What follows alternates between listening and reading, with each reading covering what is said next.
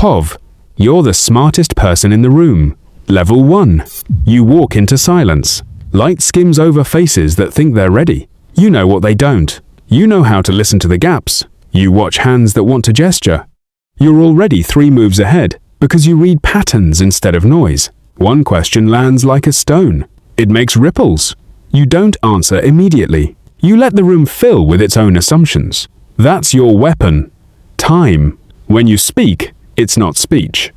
It's a precise incision, a fact, a pause, a shift. You reduce the chaos to a single axis. People lean in, because when you talk, meaning aligns. You didn't bully insight into existence. You coaxed it out. Level 2. You have a method. It's not arrogance. It's process.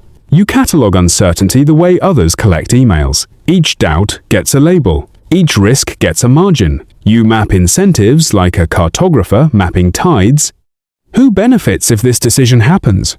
Who loses?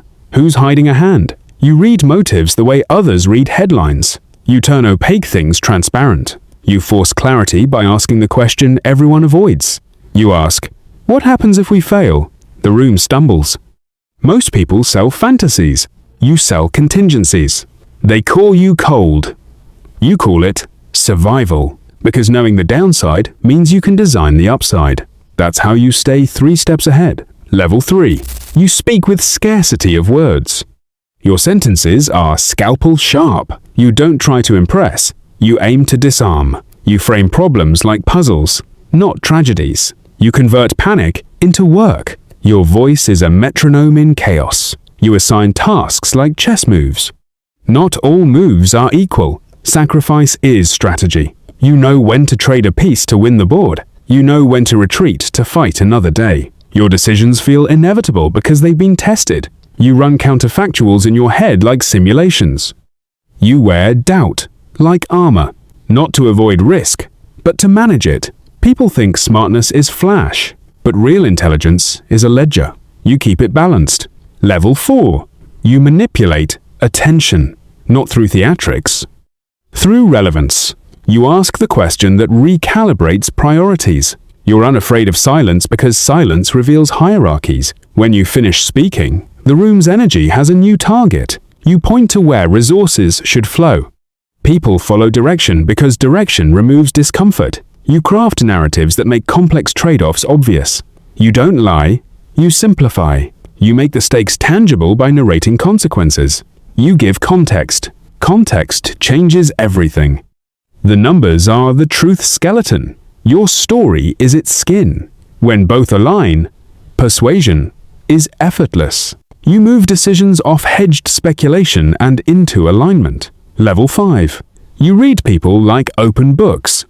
Micro-expressions are footnotes. You notice the hitch in a smile, the tiny delay before agreement. You see where confidence is performative, where fear is hidden in jargon. You target the weak link, the person who must be convinced. You tailor language like a bespoke suit. You don't pitch to a room, you pitch to the one who signs the checks. You mirror posture, tone, cadence. It isn't mimicry, it's resonance.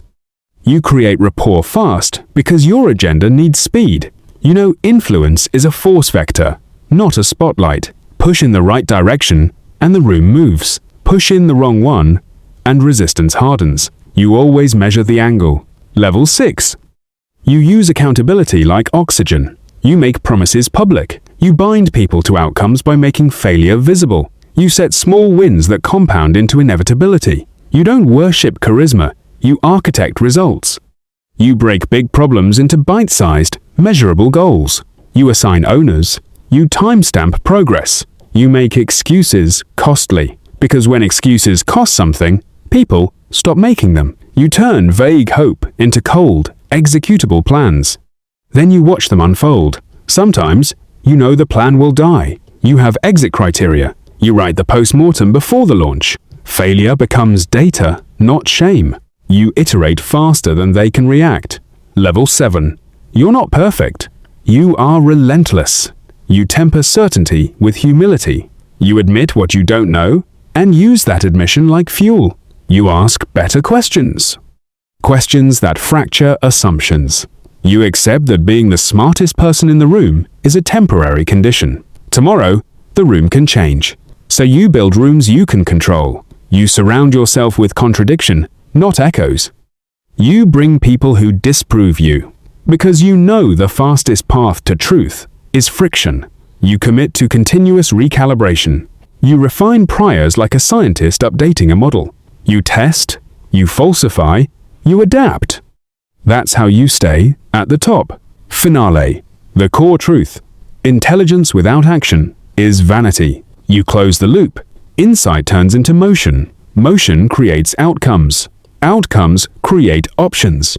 Options become leverage. You're not the smartest because you know more. You're the smartest because you make knowledge useful. You convert theory to consequence. You turn noise into leverage. Others admire the results. They call it genius.